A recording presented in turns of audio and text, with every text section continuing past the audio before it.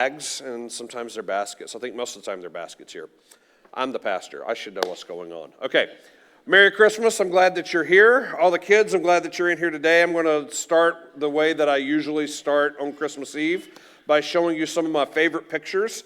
And we're going to end today the same way we usually end on Christmas Eve, by lighting candles and being reminded that Jesus is the light among us. So if you don't have a candle, make sure that you get one for the end when we sing Silent Night together.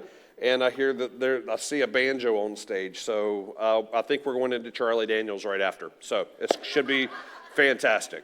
Okay, devil went down to Georgia. All right. Some of my favorite things at Christmas are things that I just go back and I remember and I look at. My favorite Christmas, and for those of you that have not been here on a Christmas Eve before, be assured that next year I will share the same pictures and tell the same jokes. It happens every year. And for me, it doesn't get old. My daughter asked me earlier this week, hey, are you going to show those pictures again? And I'm like, yeah, of course. And she's like, oh, good. I was like, yeah. My favorite Christmas decorations that I see out on the lawns all over town is this one right here. Do you know what this is? Manger scene, yeah, but if you put eyes on them, it looks like it's two dinosaurs fighting over a table saw. Yeah, some of you are like, he told that last year and I didn't get it, and somebody's going to help you out. Another favorite Christmas memory of mine is this picture of this kid with Santa Claus back in like 1960. Look at this guy. Look at Santa. Look at the eyebrows on Santa. Isn't that fantastic? This is my dad, not Santa Claus, but the little kid, clutching his heart on Santa's lap. I think there's a close-up. Yeah, there it is. I've got several questions. Where is Santa looking? Number one, what is he looking at? And secondly, he's looking at what?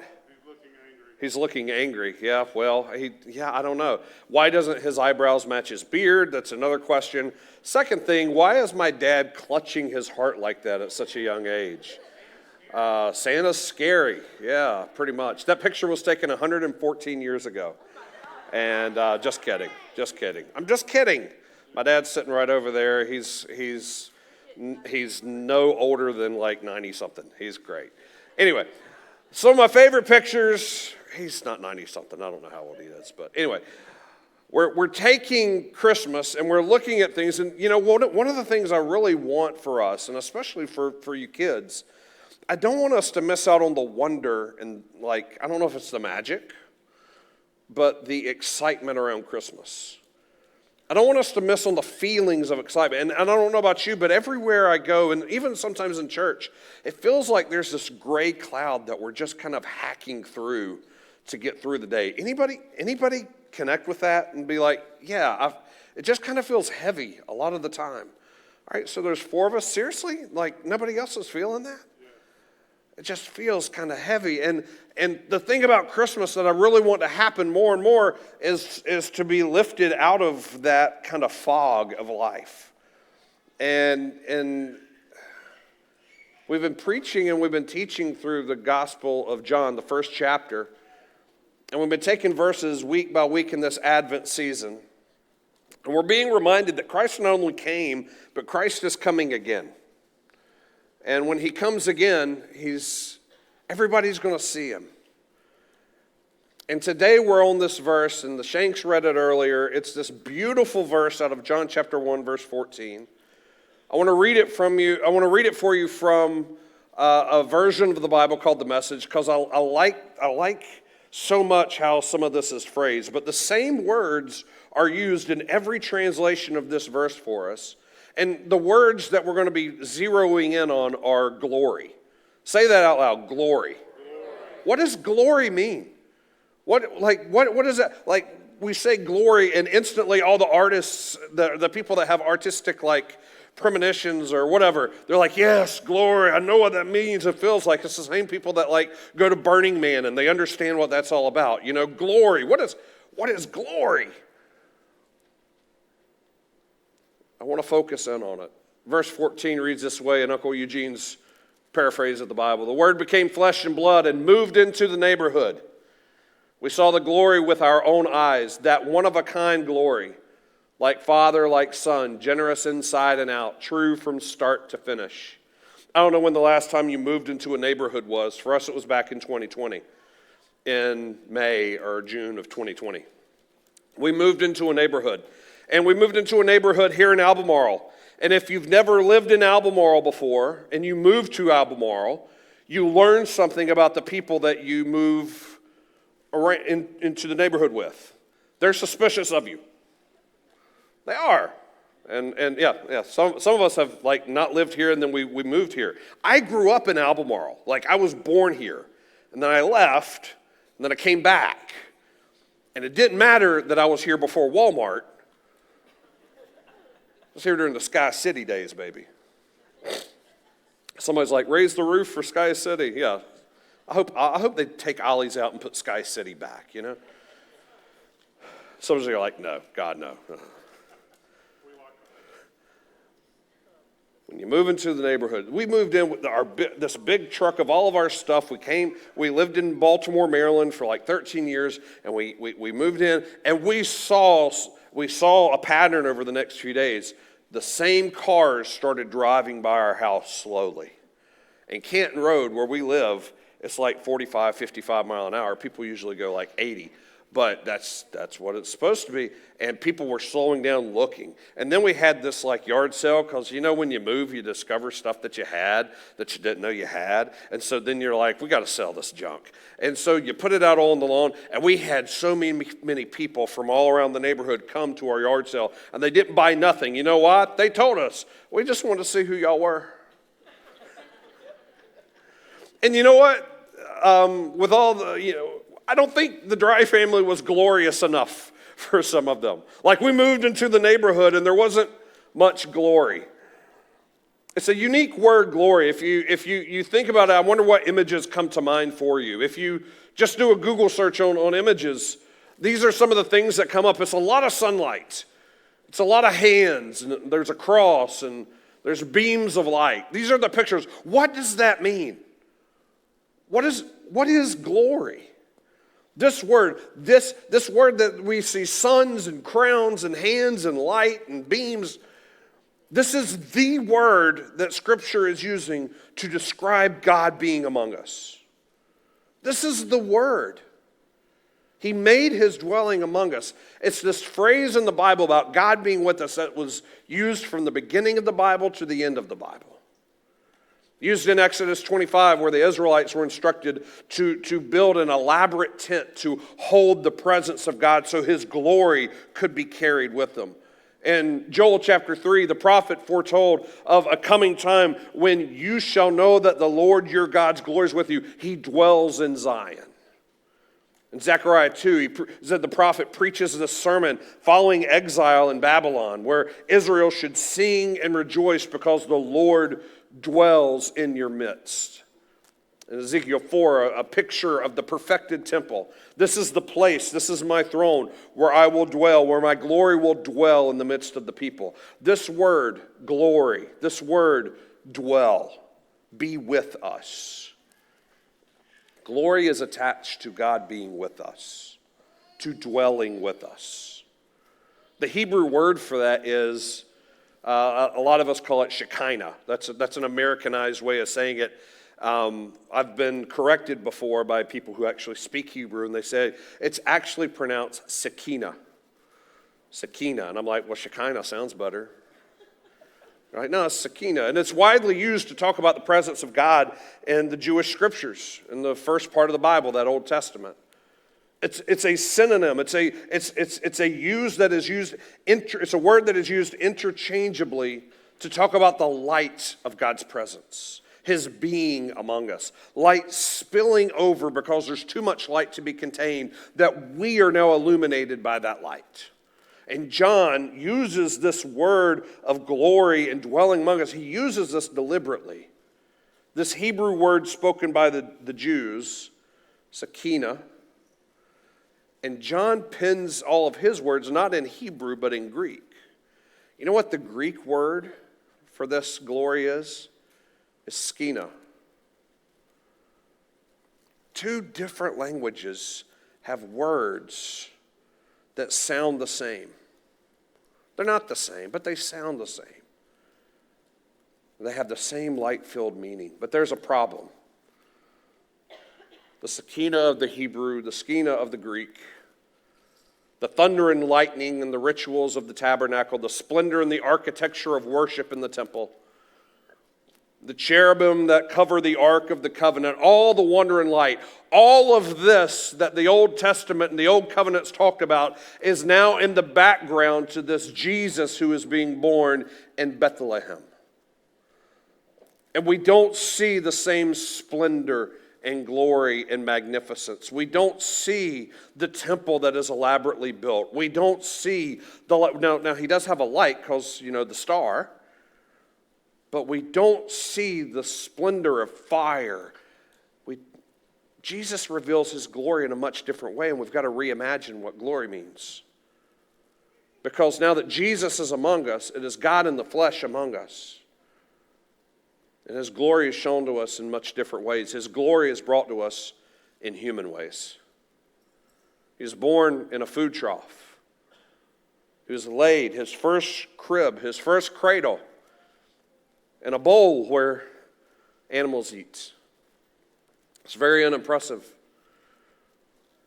His parents weren't homeless, but they didn't have a place to stay in their travels. There was no hotel, there was no place. There was no baby shower. There was no procession. They did have the star. And Jesus, his parents weren't like homeless, but they were poor. And poor people often feel dismissed and ignored. And Jesus, if you follow his life and you look just at the history, he was executed and he died as a criminal. And normally we would say, what a waste of a life. Dying naked on display in humiliation. Laid in a grave, powerless and undignified. His family didn't have a grave for him. He was given one. And one of the most critical moments of Jesus' life, John captures these words. If you go over to verse 12, Jesus is praying and he says these words, "Now my soul is troubled." He knows that the cross is on the way. "Now my soul is troubled, and what should I say? Father, save me from this hour?" Save me from the cross? He's like, no, for this reason I've come to this hour. Father, glorify your name. And then a voice came from heaven, and what did the voice say? It says, I have glorified it, and I will glorify it again. John mentions the glory of Jesus in these ways. The brightness of God's presence right here on earth in Stanley County clearly has something to do with Jesus approaching humanity and all of the mess and all the tears and all the stuff that we don't get right. Approaching death and burial. And this does not feel like glory. This does not feel like lifting me up at Christmas. This doesn't feel very Christmassy at all. Because glory, as we define it, is more like fame and recognition, bright lights. And these are the things that we're after. But this glory that follows Jesus seems not quite like glory. It seems the opposite. Because this glory of Jesus is followed by sacrifice. And here's my question for us. Can the message of the gospel be any more clear? Can the message of the good news be any more clear? It's not the message that we get and we get more and more and consume more and we get more. The message is we become less and less, and he becomes more and more. Less of this humanity, less, not that humanity is like God created us, but this is the message of the gospel, that his kingdom comes on this earth. His kingdom comes in this earth. We, instead of grabbing tightly to everything that's around us, instead of trying to get more and have more and more and more, the message of the gospel is that we are filled by something that we don't have to grapple for. Jesus said crazy things like this: he who loses his life will save it. Blessed are the poor in spirit. because of the glory, the light, the fanfare of Jesus, because his glory resides among us. That means that his glory is more attached to words we don't often embrace. Rejected, humiliation, pain. The brightness of God brings light to what this world despises or ignores. And this is hope. Because many of us feel that we're never going to be bright enough for Jesus or good enough for Jesus. We got family members who look at us and they just shake their head and they tisk, tisk, tisk at us. We have religious people in town who see us and immediately think, not good enough. Many of us feel we're never going to be bright like the glory of Jesus. And when we realize that it's the light and the glory of Jesus that brings hope to our humanity, peace to our anxious minds, joy to our depressed thoughts, love to our calloused, cold hearts, to those dark places. This is the glory of Jesus, that he lights up the dark. Can you see it? Can you feel it? Can you embrace it? This is what happens when he moves into the neighborhood, when his Shekinah dwells among us. His glory uses the very life that we can't stand, the very pain that we walk through, the very humanity that we wallow in, and he uses this for glory. This is such good news. Because regardless of how many of us are willing to raise our hands and say, yeah, I'm going through a hard time, here's the truth. More of us have that dark cloud of fog around us than we would like to admit. More of us would rather put on a veneer and sing, I don't know how we sing Angels We Have Heard on High without a smile on your face, okay? You're singing Gloria and making it like a 17-syllable word. It's hilarious. We would rather just stay at the surface and not allow the tears or the pain or that stuff to erupt from within. We would rather suppress the darkness and the cloudiness and the fog around us because the people around us don't deserve to have their Christmases darkened by mine. Gang, we don't have to wait until we die to experience the glory of God. Because in this human life, he lights us up. Those among us with the saddest stories, the most human stories, I want you to know something. You carry a brighter light of the glory of God. Because in the middle of all that darkness, he is with you. He lights it up. So Merry Christmas. With all the mess and the tears and the imperfections around you, Merry Christmas. When it's all so dark and you don't feel like it can be lit up anymore, Merry Christmas.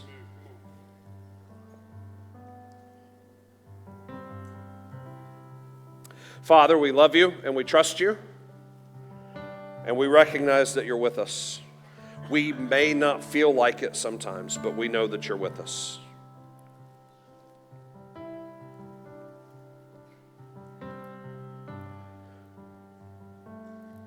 And we light these lights to be reminded